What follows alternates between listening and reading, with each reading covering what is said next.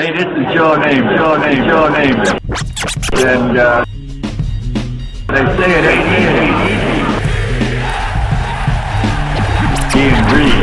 Gang Green New York Jets have their man. Jets got themselves a great Robert Saleh. Talk about all gas, no break. A great one. We're not talking about effort on the field. We're talking about the process at which we do things. I'm not gonna lie to you. Hurry up! Keep your foot on the pedal. Base. There's no way I'm not gonna have enthusiasm on the sideline. Hey, own this run. The New York Jets Can beat anybody in the world, and I think we're going to win next Sunday.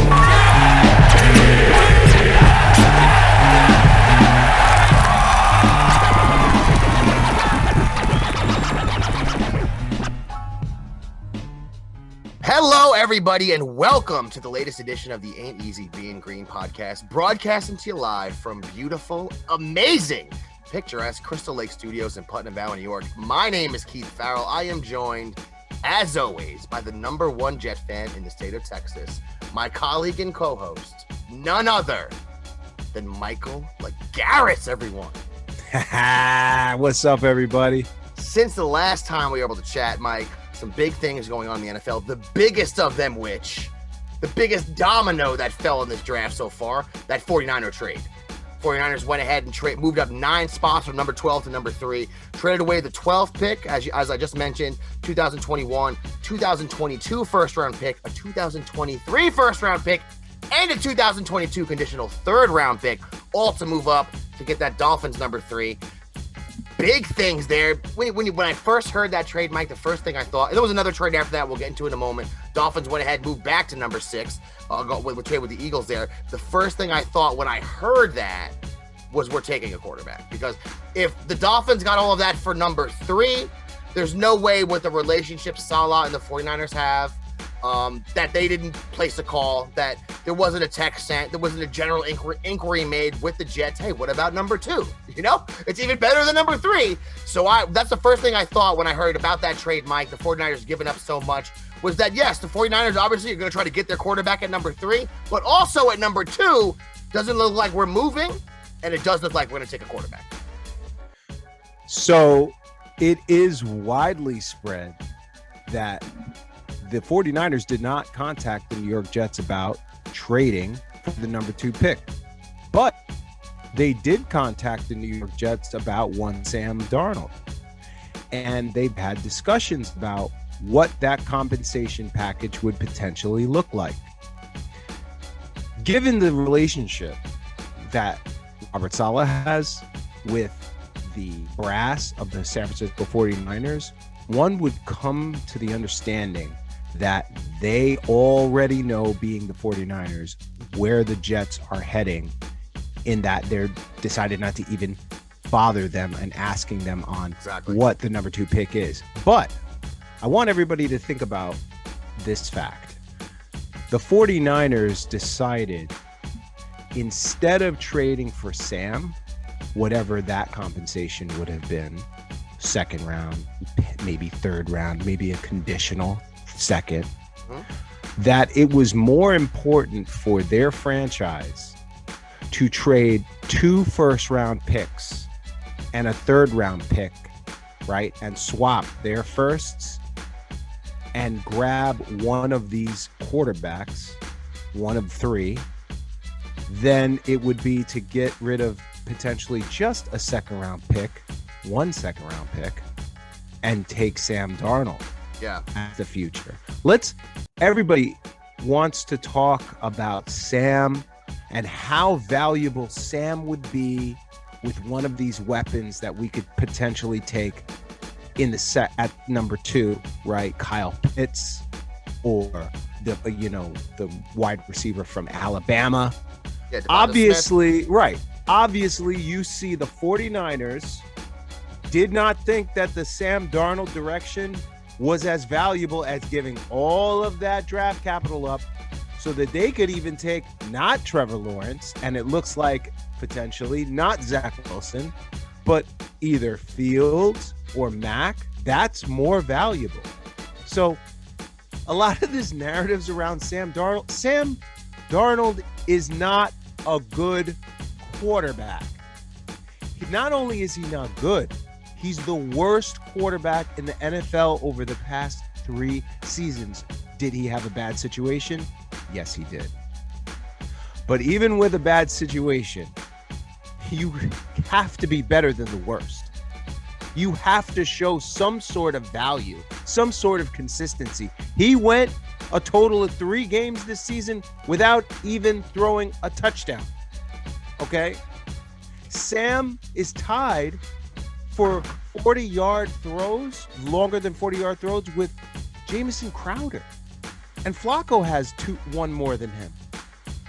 Guys, so when I hear people like Louis Riddick and Mel Kiper and Damian Woody talking about, guys, you know, I know you hear about this Zach Wilson kid, but remember, you got Sam Darnold there, and he's only 23. He's been in the NFL for 3 years, and he's been the worst quarterback in the NFL. There was a study done earlier this decade that 42 quarterbacks were studied, and of the 42 quarterbacks, only 4 quarterbacks who had performed below average in their first 2 sets of 16 starts ended up becoming successful.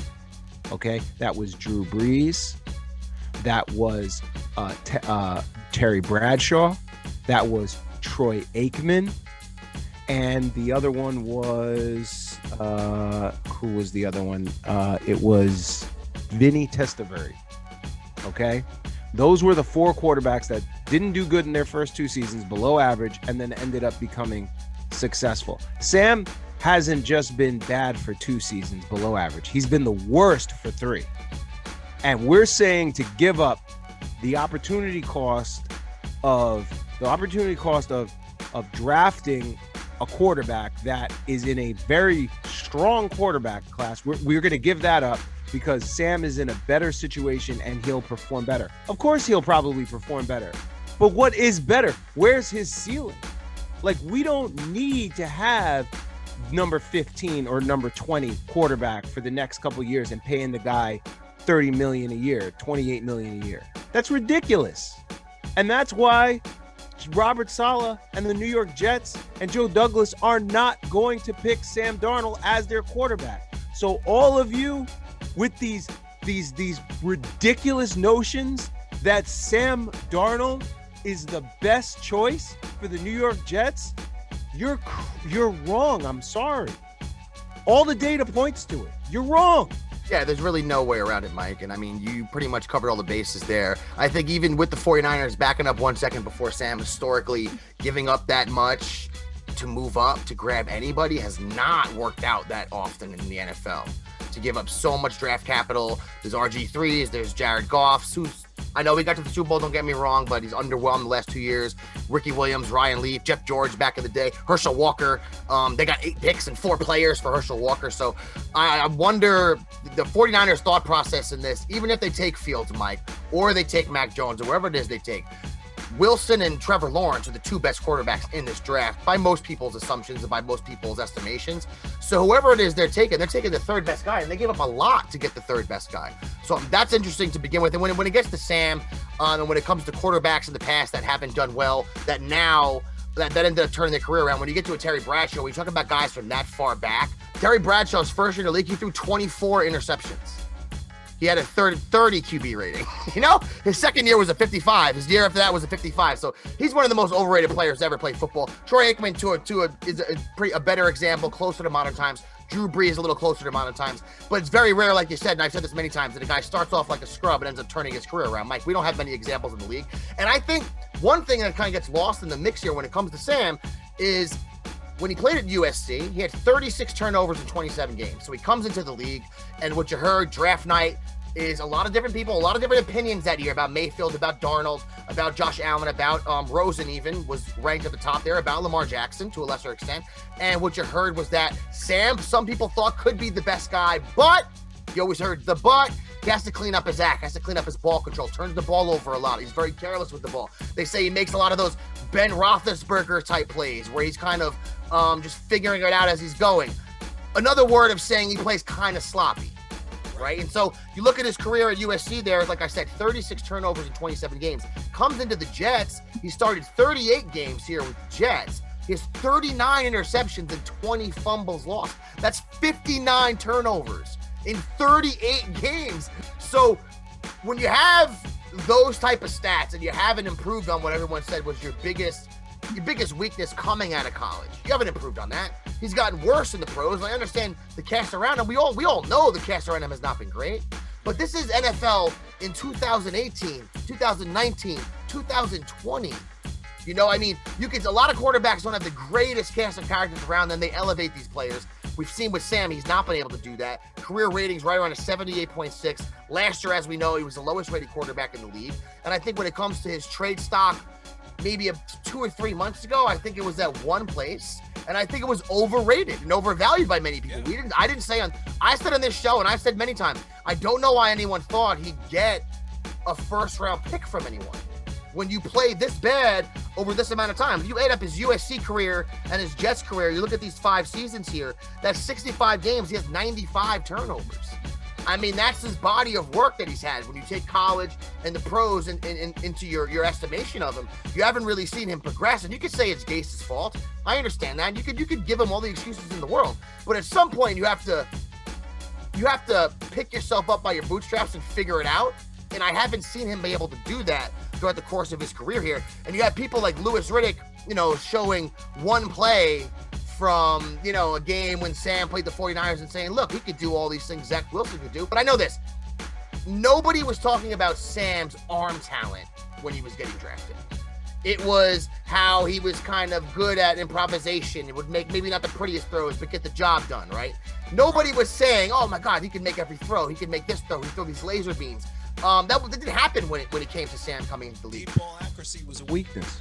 Exactly. And when it comes to Zach Wilson, I think why that clip of him throwing that ball kind of went viral, and you heard people saying he's electric and he's amazing, he could be phenomenal, all this type of stuff, is not only how he looked on his pro day, but just the totality of his entire junior season, which he played tremendous, 33 touchdowns, only 3 interceptions. But for the course of his college career, like I mentioned, Sam, 27 games, 36 interceptions. You look at Zach Wilson, 30 games, okay, 15 interceptions throughout his college career there, 837 attempts at BYU, 15 picks for Zach Wilson, 56 touchdowns there. So, I mean, when it comes to ball control and being accurate and not turning it over, just comparatively speaking between the two, I think Zach Wilson is somebody that's going to have less of a problem with that. Didn't seem to be a problem with him in college. And he was even more efficient as a prospect coming in. And just look at the film, man. Just look, that Louis Riddick putting, I thought nobody ever did this throw before. One was for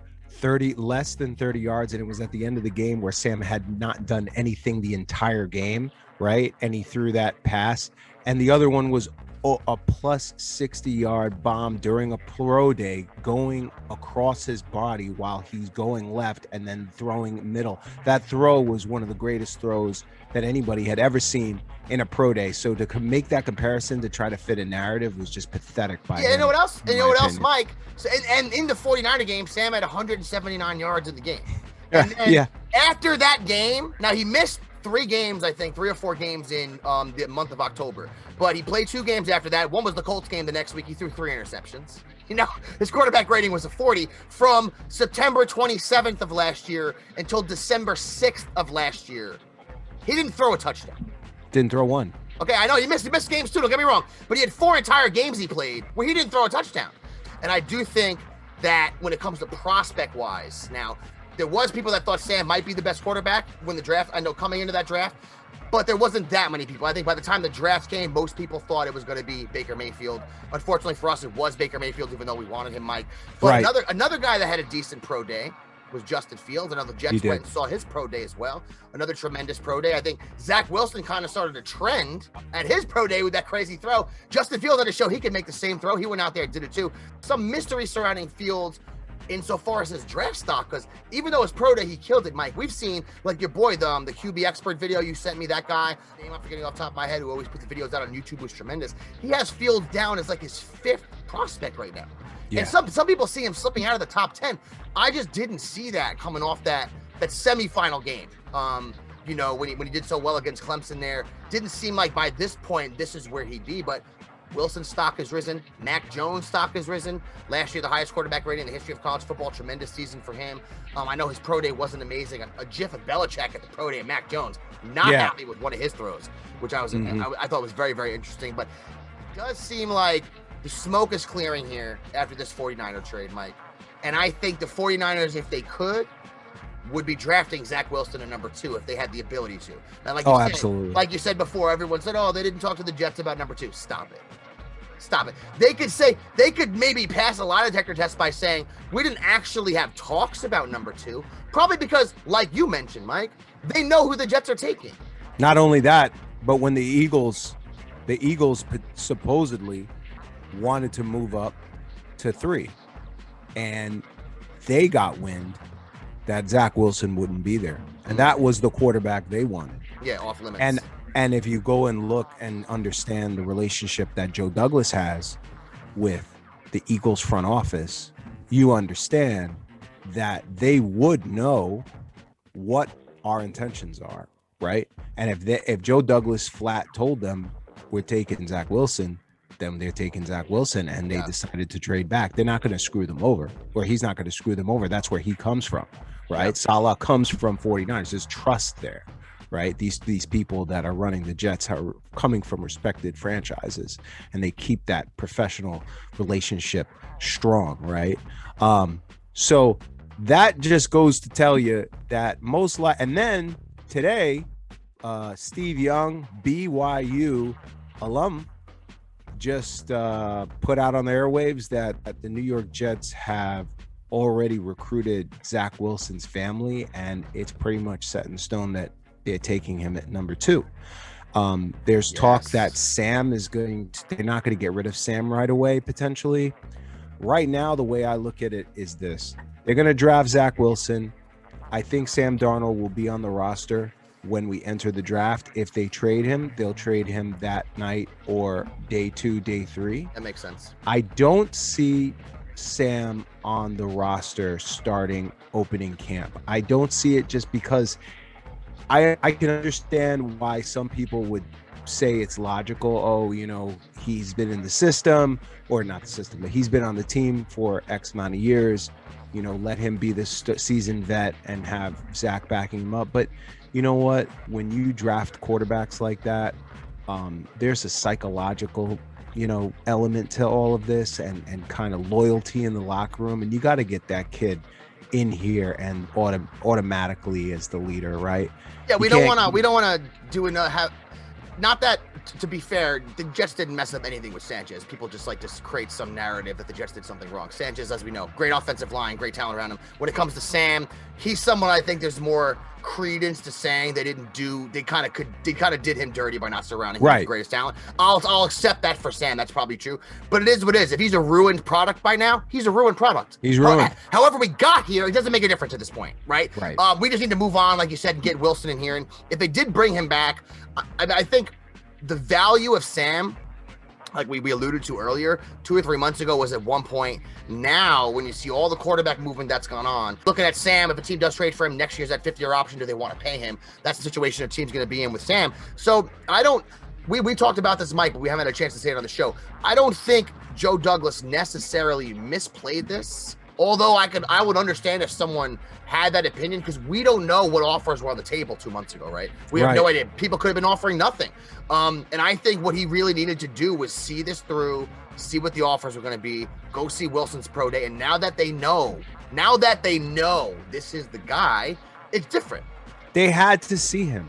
Like, how are you going to, if the quarterbacks aren't going to work out, then you're obviously going to stick with Sam, and you're going to see what happens in the new system. And then we'll have to, address the whole contract down the road, right? Yeah. But how are you going to make that decision without seeing the young kids throw? You want to go see Fields. You want to go see Wilson and see what these kids have. Both of them impressed. And just being, talent-wise, the throw that Fields made was amazing. But you watched him throw into that pass, right? He really launched it. When Wilson did his, it was like a flick of the wrist. It's like Patrick Mahomes.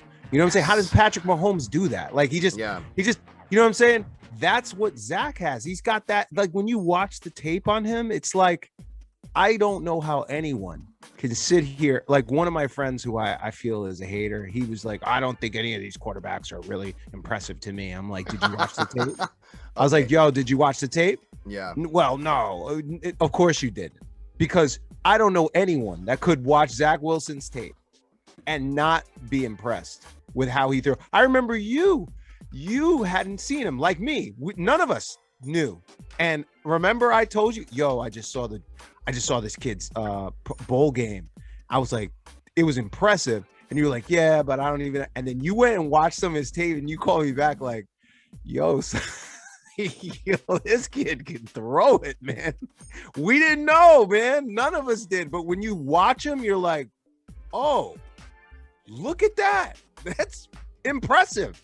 Those arm angles, the ease, the accuracy, the throwing people open, the anticipation, his ability to break down defenses. Yep. I mean, yeah, you want to hit it with the competition narrative? Fine. You know what? That competition narrative was the reason why Patrick Mahomes fell in the draft, because he didn't play against great competition. Guess what? He's the best quarterback in the NFL. Yeah, true. And one of the runners up for the MVP this year, much to our chagrin, to bring the joy to the hearts of the Hill people, is one Josh Allen, who basically played at a Division II school. So there's much to be said about that. The first time I really watched Wilson this year was in November when they played Boise State. And I don't remember the score, but he had like 350 yards, 4 touchdowns, some crazy game. So I think we've kind of narrowed the choices down here. I don't think there's going to be a lot of drama that night. It doesn't seem like that, at least. What's going on down there in Texas when it comes to Deshaun, with your family, with your wife, all the Texan fans? I mean, is it just, are people kind of still in his corner? Or the court of public opinion is going to be difficult for him to overcome, but obviously there isn't any real damning evidence against him yet that has been presented to the police. The lawyer had a chance to submit that. He decided not to, and now Deshaun is talking about speaking directly with the police.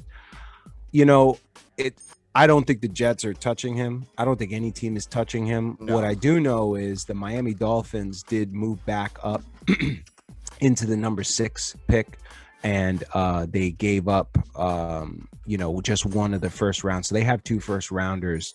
They have ammunition essentially to trade for Deshaun Watson even after this year. So if all this clears, I think the Jets are locked in on getting a quarterback. Most likely Zach Wilson, could be Fields, could hopefully not Mac Jones. I'll be very upset if that was the case. I'd be very upset. Yeah, I doubt that. Oh my goodness, please no.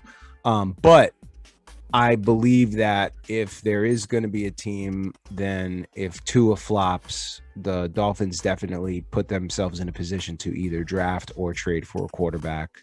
And I definitely do not think, and nobody here in Houston believes that Deshaun Watson will ever play for the Houston Texans again. Yeah, that's over with, right? That's just done with. That's just, I can't see it, especially now, and especially if this was, you know what I'm saying? Like, it stinks. I'll be honest. I don't know, and all I know is that obviously we want the truth to come out.